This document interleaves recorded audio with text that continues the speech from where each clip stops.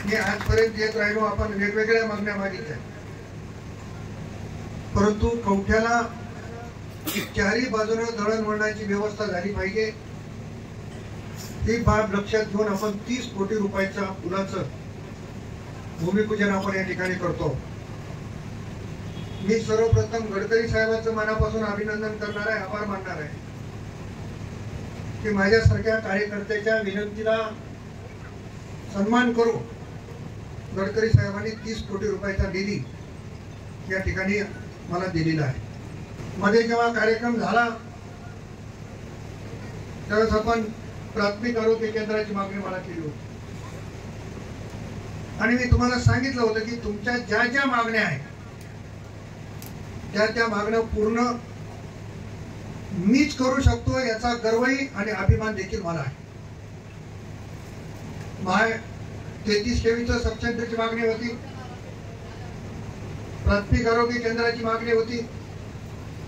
मी खासदार होण्याच्या पूर्वीच्या टर्म मध्ये जेव्हा आराखडा तयार केला त्यावेळेस कवठ्याला प्राथमिक आरोग्य केंद्र झालं पाहिजे अशी मान्यता आपण दिली आणि आता येणाऱ्या काळामध्ये प्राथमिक आरोग्य केंद्र आपल्याला इथं कार्यान्वित करायचं। किमान नाही म्हणलं तर 100 कोटी रुपये लागणार आहेत कंधारपासून गडग्यापर्यंत। तशा पद्धतीचा प्रस्ताव तयार आहे, मान्यताही होईल की जो किमान 15-20 वर्ष तरी रस्ता खराब होणार नाही। आता बिस्किट देणारा एवढा रस्ता करू शकतो का याचाही आपण अभ्यास केला पाहिजे, पण अभ्यास न करता आपण एकदा जर चूक केली तर तो चूक किती महागात पडते याचा थोडासा विचार आपण देखील केला पाहिजे, अशा पद्धतीचा मी मांडणारा शिवराज पाटलांनी, साबणे साहेबांनी राष्ट्रवादी काँग्रेस पक्षाची भूमिका, राष्ट्रवादी काँग्रेस पक्षाची घोडदौड या ठिकाणी सांगितली। तुम्ही आमच्या पक्षात आलेले नाव मी गेल्यावर घरी बसून एका कागदावर लिहून काढले आणि ते जर वाचले त्या सगळ्यांनी एक 2-2 जिल्हा परिषदचा मेंबर निवडून आणला तरी जिल्हा परिषदचा अध्यक्ष हा राष्ट्रवादीचा होतो ते मी सांगायची गरज नाही। चित्र निर्माण झालं। आज शाहू फुले आंबेडकरांची विचारधारा घेऊन चालणारा पक्ष कुठला? सगळ्या पक्षाला कोणत्यातरी जातीचं कोणत्यातरी धर्माचं लेबल लागले, पण महायुतीत असतानाही अजितदादा पवार साहेबांच्या नेतृत्वाखाली राष्ट्रवादी ही छत्रपती शाहू महाराज, महात्मा ज्योतिराव फुले, भारतरत्न डॉक्टर बाबासाहेब आंबेडकर यांच्या विचारधारा घेऊन त्यांच्या विचारावर चालणारा हा पक्ष आहे।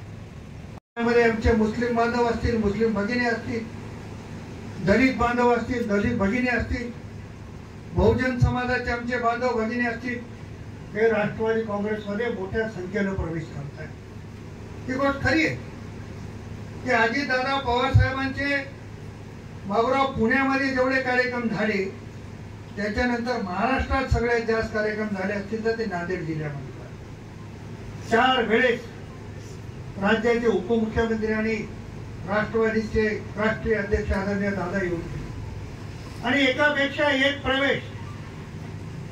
पहिल्या वेळेस मुंबईत आमचा अविनाशराव घाटे साहेबांचा प्रवेश झाला, भोजेगावकर साहेबांचा प्रवेश झाला, नांदेडला आल्यावर माजी आमदार मोहनअण्णा आंबर्डे साहेबांचा झाला, त्यांच्याबरोबर अनेक मान्यवरांचा झाला, त्यानंतर धर्तीच्या कार्यक्रमामध्ये खतगावकर साहेबांचा झाला, ओमप्रकाशजी पोकरना त्यांच्यासोबत अनेक सहकारी आले, शिर्डीच्या कार्यक्रमामध्ये शिवराज पाटील होटलकरांचा झाला, मुक्तेश्वरराव धोंडगेंचा झाला, अनेक मान्यवरांचा तिथं प्रवेश झाला।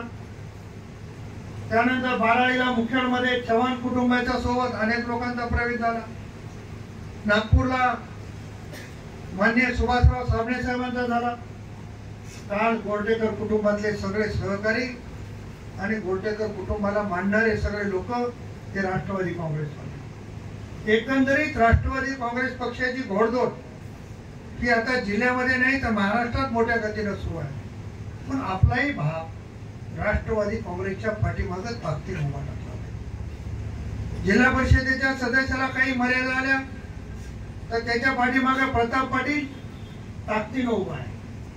पंचायत समिती त्यांच्या मर्यादा मला माहिती आहे, पण ही एक जर साखळी राहिली की जिल्हा परिषदेचा सदस्य राष्ट्रवादीचा, पंचायत समितीचा सदस्य राष्ट्रवादीचा, गावातली ग्रामपंचायत राष्ट्रवादीच्या विचाराची, आमदार राष्ट्रवादीचा, तर तुम्हाला लोकांच्या दारामध्ये काम मागायला जायची सांगायची वेळ येणार नाही. त्याच्यासाठी ही साखळी ते आपल्याला निर्माण करावी लागणार आहे आणि भविष्यात ते निर्माण करायचं काम आपण सगळ्यांनी मिळून करावं अशा पद्धतीची निश्चितपणानं विनंती मी आपल्याकडे करणार.